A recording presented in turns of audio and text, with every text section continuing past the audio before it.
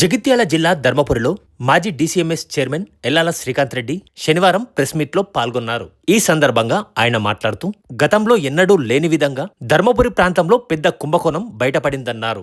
ధర్మారంకు సంబంధించిన ఒక మిల్లర్ జగిత్యాల జిల్లా కలెక్టర్కు వడ్ల మోసంపై ఫిర్యాదు చేస్తే ఆయన అడిషనల్ కలెక్టర్ లతను ఆదేశించడంతో ఆమె చేపట్టిన తనిఖీలో మోసం బయటపడిందని శ్రీకాంత్ రెడ్డి పేర్కొన్నారు. ధర్మపురి మండలం దమ్మనపేట గ్రామంతో పాటు చాలా చోట్ల రైతులు సన్నవడ్లు పండించి సొసైటీలకు అప్పగిస్తే వాటిని అధికారులు దొడ్డువడ్లుగా చూపించి భారీ మోసంకు పాల్పడ్డారని ఆయన మండిపడ్డారు. అలాగే 100 క్వింటాల సన్నవడ్లకు బదులు 125 కిలోలు సేకరించినట్లు ట్రాక్ షీట్లో చేర్చారని అన్నారు. ఈ కుంభకోణానికి సూత్రధారులపై మంత్రి చర్యలు తీసుకోకపోగా పైగా వారిని కాంగ్రెస్ లో చేర్చుకున్నారని అన్నారు. మంత్రి ఇప్పటికైనా సరైన అధికారిని నియమించి వడ్ల సేకరణపై వాస్తవ నివేదిక బయటపెట్టాలని శ్రీకాంత్ రెడ్డి డిమాండ్ చేశారు. మంత్రి లక్ష్మణ్ కుమార్ గారు గెలిచి మొన్నటికి 2 సంవత్సరాలు పూర్తవుతుంది. గెలిచిన వారం రోజులకే ఇక్కడ బీఆర్ఎస్ పార్టీ బలంగా ఎవరున్నారు, ఎవరిని ఇబ్బంది పెడదామని చెప్పి ఆనాడు మంచిగా నడుస్తున్నటువంటి సొసైటీల మీద కంప్లైంట్ ఇవ్వడం జరిగింది. అయితే మేము కూడా అనుకున్నాం, సరే మాకు తెలియకుంటే ఏమన్నా తప్పులు గిట్ట ఎవరన్నా సిబ్బంది చేసి ఉంటారు కావచ్చు, సరే మంచిదే కదా జరగని అని చెప్పి చూస్తే చివరికి అందులో ఏమీ వెళ్ళలేదు. వాళ్ళ అధికారులే వచ్చి ఎంక్వైరీ చేశారు. మేము కట్టినటువంటి బిల్డింగ్ల మీద దీనికి ఇంత పెట్టిరు, దీనికి ఇంత పెట్టిరు అని చెప్పి వాళ్ళు చెప్పారు. పెద్ద దాంట్లో పసేం లేదని మేము కూడా సంతోషపడ్డాం, క్లీన్ చీట్ వచ్చింది కదా అని చెప్పి.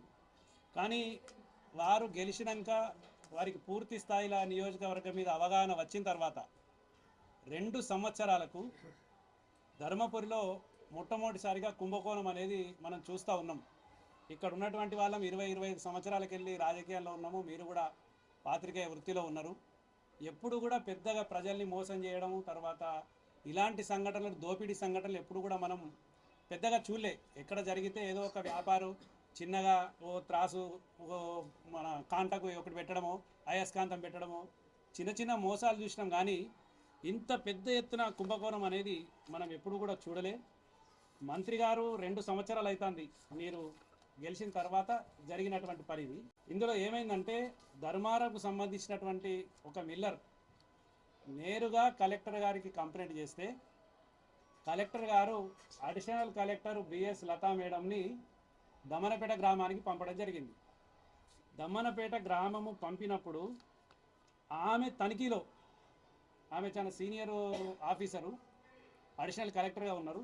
ఆమె తనిఖీలో బయటపడ్డటువంటి మోసం ఇది ఏం మోసం అంటే, మేము కూడా ఎందుకు ఇంత పెద్ద మొత్తంలో ఈ మోసాన్ని అరికడదామని చెప్పి అనుకుంటున్నామంటే, ఇది క్యాన్సర్ లాంటిది. ఇది ఒక ఊరుతోటో లేకపోతే ఒక్క సీజన్ తోటో అయిపోయేటువంటి పరిస్థితి కాదు. ఏమైందంటే రైతులకు సంబంధించి మొత్తం దమ్మనపేట గ్రామంలో, ఒక్క దమ్మనపేట గ్రామమే కాదు, చాలా గ్రామాల్లో కేవలం సన్నవడ్లే ఈ సీజన్లో పండించారు. అది పాత్రికేయులుగా మీకు తెలుసు, మాకు తెలుసు, రైతులకు తెలుసు. వీళ్ళు ఏం చేశారంటే ఈ సొసైటీకి సంబంధించినటువంటి వాళ్ళు, తర్వాత మిల్లర్లు, దురదృష్టం ఏంటంటే మిల్లర్లు వాళ్ళే, సొసైటీల వాళ్ళే, అన్నిటికీ వాళ్ళు. ఇందులో ఏం చేశారంటే సన్నవడ్లకు బోనస్ ఇవ్వాలి గవర్నమెంట్.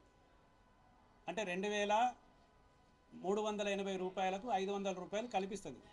రైతుల దగ్గర పోయి ఏం చెప్పారంటే 2,380 ప్లస్ 500, 2,890 రూపాయలు మీకు రావాలి కదా, మేము ఇప్పుడే ఇస్తాం. 2,000 దీనికి ఒక 100 రూపాయలు, 50 రూపాయలు అదనంగా ఇస్తాము. మీకు మొత్తం మీ దగ్గర దొడ్డు వడ్లు కొన్నట్టు రికార్డు చేస్తామని చెప్పి వీళ్ళు చేసారు. పాపం కొందరు రైతులకేమో తెలుసు, కొందరికేమో ఇది మోసం అన్న విషయం తెలియదు. రైతు ఏమనుకున్నాడంటే, సరే నాకు గింత వస్తుంది కదా, 2,900 రూపాయలు నాకు వస్తే సరిపోద్ది కదా అని చెప్పి కొంతమంది రైతులు గుడ్డిగా సరే అని అన్నారు. కానీ అది ఎంత పెద్ద మోసం అంటే, సన్న వడ్లను దొడ్డు వడ్లుగా చూయించి 100 క్వింటాళ్ళు సేకరించే దగ్గర 125 క్వింటాళ్ళు సేకరించినట్టు రాసిరు. తీసుకున్నవి 100 క్వింటాల సన్నవడ్లే, కానీ ట్రక్ చీట్ల రాసినాయి 125 క్వింటాళ్ళ దొడ్డు రకంగా ఉన్నట్టుగా. ఇంత భారీ మొత్తంలో అక్కడ మోసం జరిగితే మంత్రి గారు కనీస స్పందన లేదు. ఇగో ఒక వాళ్ళు ఏమంటారంటే, అక్కడ ఉన్నటువంటి డీసీఓ, వీళ్ళకు పైసల కమ్ముడు పోయిన డీసీఓ కూడా ఏం చెప్తారంటే, జైనా ప్యాక్స్ కార్యదర్శి సస్పెన్షన్. ఇది మన వాళ్ళు రాసింది కాదు, జగిత్యాల నుంచి రాసినటువంటి న్యూస్ ఇది. అడిషనల్ కలెక్టర్ గారు ఆమె ఏం చెప్తుందంటే అడిషనల్ కలెక్టర్ మేడం వచ్చినప్పుడు మీకు మీకు చూపిస్తా, రికార్డు చూపిస్తా మీకు. ఆమె అన్న మాట, ఆమె ఏమంటుందంటే ఇంత పెద్ద మోసం ఉంటుందా, ఎవరిని చీట్ చేస్తారు మీరు, ఇమీడియట్గా సస్పెండ్ చేయండి, తర్వాత మిగతా వాళ్ళందరికీ షోకాజ్ అని చెప్పి ఆమె చెప్పిపోయింది. మన పాత్రికేయ మిత్రులే రికార్డు చేసారు. మంత్రి గారు తెల్లారు లేస్తే అంటారు, నేను నీతిగా నిజాయితీగా ఉంటున్నా, నేను మన దైవం లక్ష్మీ నరసింహస్వామి సాక్షిగా ప్రజలందరూ కూడా నన్ను గెలిపించారు, మొత్తం నిజాయితీగానే ఉంటున్నా నేను అని చెప్తారు. మేము మీ నిజాయితీని శంకిస్తలేము, కానీ దీన్ని కాపాడింది ఎవరు?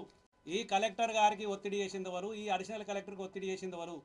పోలీస్ కేసు ఎందుకు పెట్టలేదు ఇప్పటి వరకు?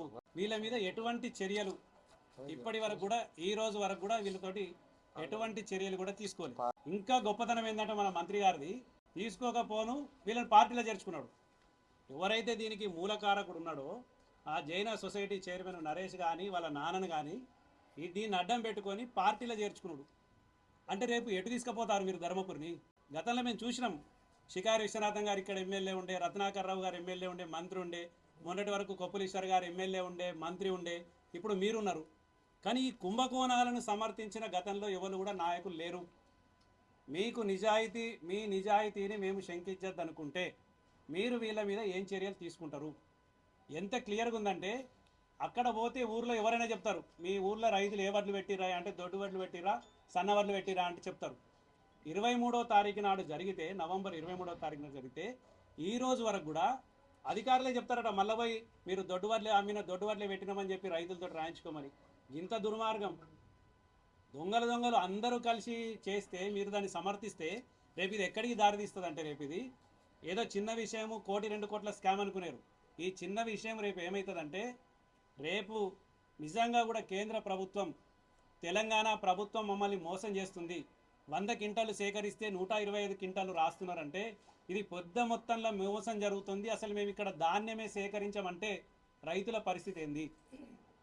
మీరున్నటువంటి టెంపరీ చిన్న ఆలోచనతోటి మీరు ఇట్లా ఎంటర్టైన్ చేసుకుంటూ పోతే భవిష్యత్తులో ఇక్కడ రైతుల పరిస్థితి ఏంది? మీరు ఖచ్చితంగా మీ నిజాయితీని నిరూపించుకోవాల్సిన అవసరం ఉంది. మీరు ఊళ్ళలోకి రండి. ఇవాళ దమనపేట ఒకటే కాదు, ఇవాళ మొత్తం మీ దగ్గర రికార్డు ఉంటుంది. ఏ ఊరు నుంచి ఏ రకం వడ్లు సేకరించారో రికార్డు మొత్తం కూడా ఉంది.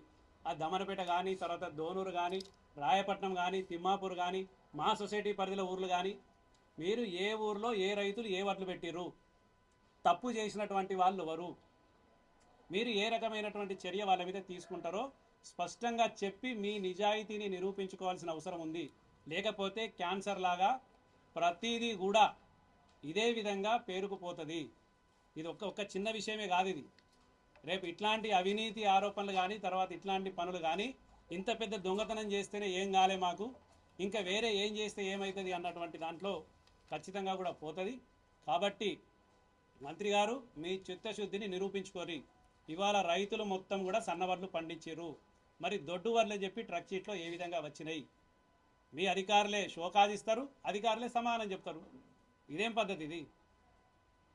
కాబట్టి కొన్ని రాజకీయాలకు అతీతంగా ఇట్లాంటి అవినీతి ఆరోపణలు ఉన్నటువంటి వాళ్ళ మీద ఖచ్చితంగా చర్య తీసుకోవాలి.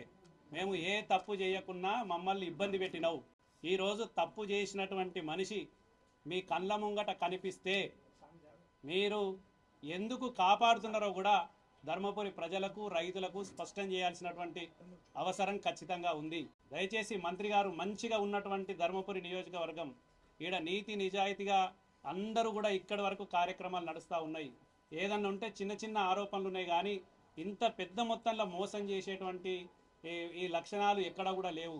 ఇది మొగ్గలోనే తుంచేస్తే ప్రజలకు కానీ, నాయకులకు కానీ, కార్యకర్తలకు కానీ, అందరికి కానీ లాభం. లేదా ఇలాంటివి పేట్రేగిపోతే దానికి కారణం మాత్రం ఖచ్చితంగా మంత్రి గారే అవుతారు. స్పష్టంగా విచారణ జరిపించండి. మీరు అక్కడికి ఆ రైతుల దగ్గరికి ఒక మంచి అధికారిని, ఓ స్పెషల్ ఆఫీసర్ నియమించండి. మా సొసైటీతో సహా మొత్తం ధర్మపురి మండలనే మీకు సంబంధించి ఒక మంచి ఆఫీసర్ పంపి ఏ రైతు ఏ వడ్లు పండించిండు, ఏ రైతు దగ్గర వీళ్ళు ఏమని రాసిర్రు, వడ్లను ఏమని రాసిర్రు, ప్రభుత్వాన్ని ఏ విధంగా మోసం చేసిర్రు, ఇవాళ రైతులను ఏ విధంగా మోసం చేసిర్రో ఖచ్చితంగా తెలియాల్సినటువంటి ప్రజలందరికీ కూడా తెలియాల్సినటువంటి అవసరం ఉంది. ఒకవేళ అధికారులు గిట్ట మళ్ళా మసిమూరి మారేడుకాయ చేస్తే మేమే ఖచ్చితంగా ప్రతి రైతు దగ్గరికి వెళ్తాము. ఇగో నీ పేరు మీద ఇట్లా రాసిర్రు, నువ్వు 100 క్వింటాల సన్నవడ్లు పండిస్తే 125 క్వింటాలు దొడ్డు వడ్లు అని చెప్పి నీ పేరు మీద రాసిర్రు, నువ్వు వండించింది ఏంది అని చెప్పి మీ పాత్రికేయులని తీసుకుపోయి వాళ్ళ దగ్గర అడుగుతాము. ఖచ్చితమైనటువంటి చర్యలు వాళ్ళ మీద తీసుకోవాల్సిందిగా డిమాండ్ చేస్తానం.